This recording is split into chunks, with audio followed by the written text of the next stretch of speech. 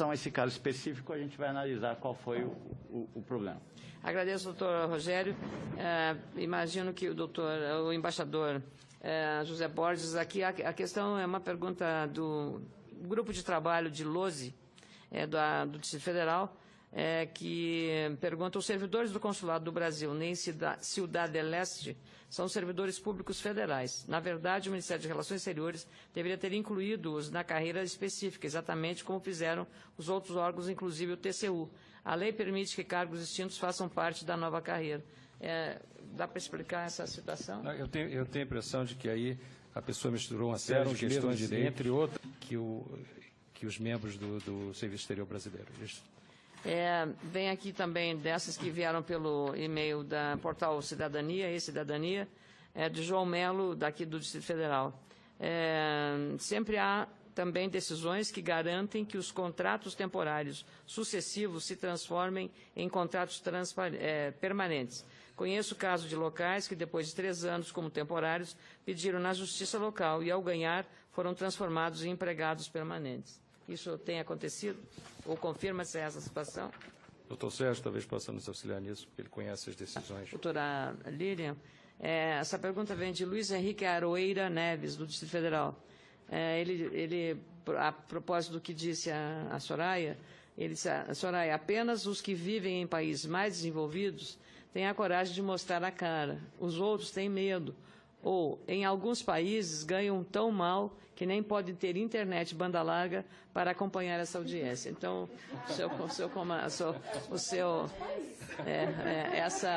essa resposta fiz para já aproveitar a contestar o que a doutora Lília falou, por favor. Tem a palavra. Aqui vem uma que faz um comentário. Cristiana Lemos, não é minha parente. Lemos não é parente. Eu brinco porque tem uma repórter da TV Record, Cristina Lemos, que eu brinco que é minha parente, mas não é a Cristina Lemos, a repórter, é Cristiana Lemos, daqui do Distrito Federal. Ela fez um comentário: duvido que no Nepal tenha algum funcionário local brasileiro. Duvido, diz ela, a Cristiana Lemos. Eu desconheço essa informação.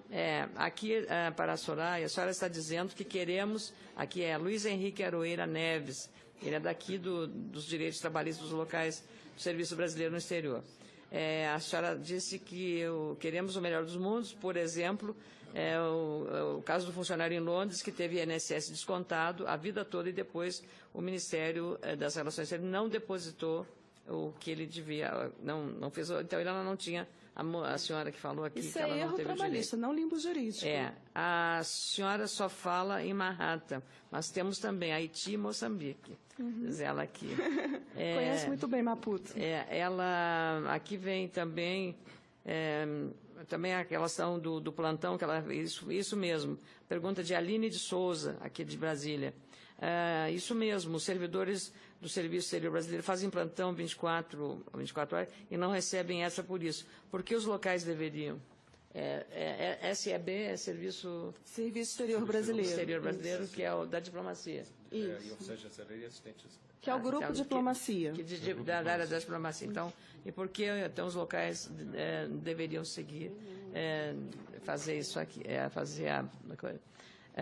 Esse é do mesma pessoa, como já fiz, não vou fazer também a próxima. Vamos ver uma outra questão. Aqui vem de Suzane Coque.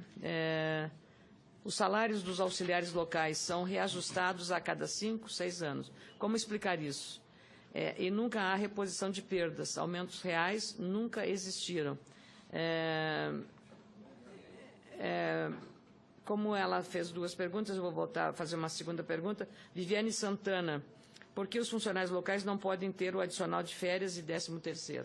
Eu passo ao embaixador. Se a senhora me permitisse, eu vou pedir auxílio ao chefe do Departamento de Administração. Essa questão, uma área trabalhista. A pergunta vem de Viviane Jones, do Rio de Janeiro. Ela pergunta: por que o Consulado-Geral do Brasil em Sydney, na Austrália, não possui Departamento de Recursos Humanos? A Viviane Jones, na verdade, é um contratado local em Sydney.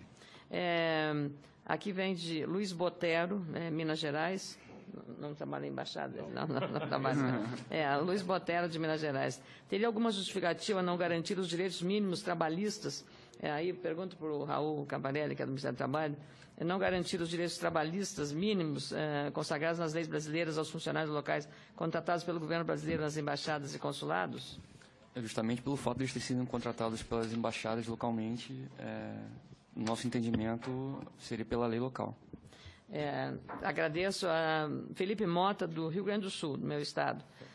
Sabendo-se que a Comissão de Relações é responsável pela aprovação de embaixadores que representam o Brasil no exterior, gostaria de saber se durante a sabatina é enfatizada a importância das boas práticas de relacionamento profissional no ambiente de trabalho.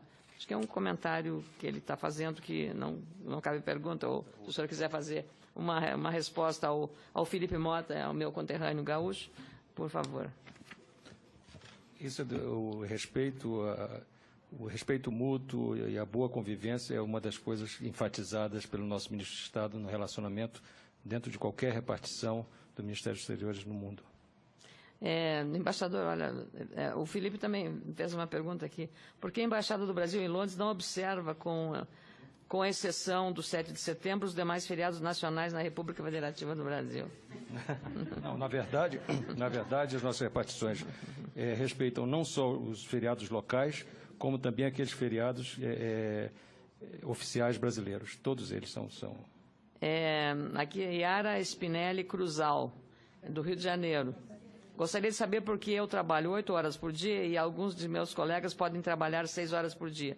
Por que existe essa diferença entre contratados locais aqui no consulado em Londres? Bom, isso nós teríamos que verificar os contratos. Eu não tenho como responder sem ver o que está estabelecido no contrato. Cláudia Carneiro, de São Paulo. Por que o Ministério de Relações Exteriores não paga aos contratados locais da Embaixada e Consulado Brasileiro em Londres os benefícios que todo trabalhador ganha no Reino Unido? Por exemplo, London Whiting, ajuda a transporte, vale alimentação, bônus, contribuição para o fundo de pensão, etc. Essa foi aquela pergunta específica que a senhora já me passou e que nós vamos verificar se há fundamento legal para examinar. Da Cláudia Carneiro. Exatamente.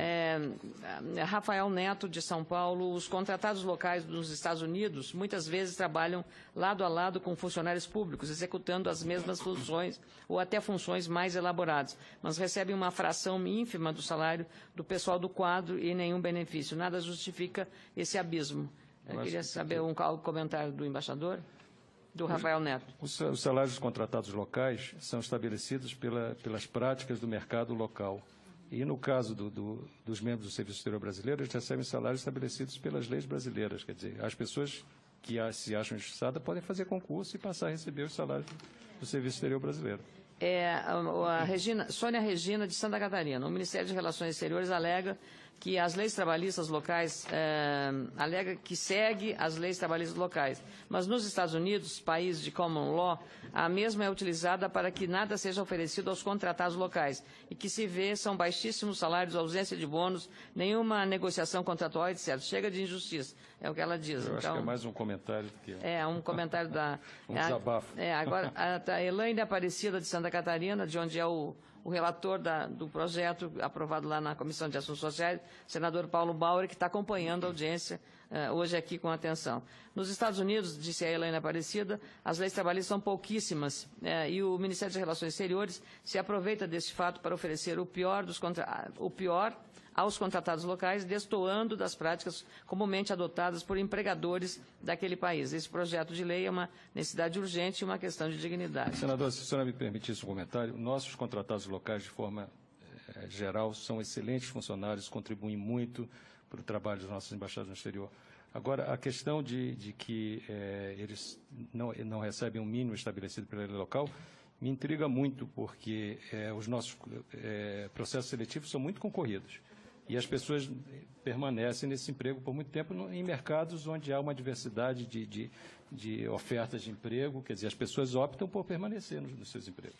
A Sabrina Schmadek, de Santa Catarina, pergunta quando o projeto de lei do Senado 246 será votado. Bom, isso depende agora de passar na Comissão de Relações Exteriores, que é a última instância aqui no Senado Federal.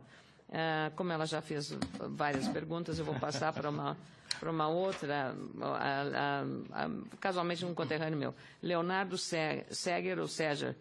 No exterior, o Brasil começa com a gente. Excelentíssimos senadores, contamos com apoio para recuperar um pouco a nossa dignidade. Ele é, então, trabalhador também. Viviane Diniz, de São Paulo. Trabalhamos em território brasileiro, contestado Eu acho que isso foi pelo contestado. Dr. Sérgio, exatamente. Representamos o Brasil no exterior. Funcionários locais precisam gozar dos devidos direitos trabalhistas. A Marilim Bibiane Gatica, de São Paulo, também. As empregadas domésticas têm os direitos trabalhistas garantidos pela CLT. Obviamente correto. Porque os funcionários locais brasileiros, trabalhando para o governo brasileiro, não têm. Não, eles têm garantidos os direitos estabelecidos na legislação local. Embaixador, vejam só, é incrível, né? Como tem brasileiros espalhados pelo mundo todo, né? Do Acre, Walter Carvalho Leão, do estado do nosso colega Jorge Viana, senador Petecão e senador Aníbal Diniz. Lamentável que, diz o Walter Carvalho Leão, lamentável que brasileiros que prestam serviço nas embaixadas e consulados no exterior, dedicando, muitos deles, 20 ou 30 anos de dedicados empenhos em suas tarefas, não recebam de seu país os direitos que a nossa Constituição assegura. E aí vem também pedindo apoio ao projeto, Silvia Helena do Amaral Engler, de São Paulo, qual o interesse do Síndico de Itamaraty e da ASOF de estarem presentes na audiência pública, uma vez que, como funcionários públicos, eles possuem os seus direitos trabalhistas assegurados, enquanto os auxiliares locais nada têm. Então, passo para o Alexei e depois para... Diferente porque fomos chamados a opinar. Esse é um assunto que trata dos interesses também dos servidores do Ministério da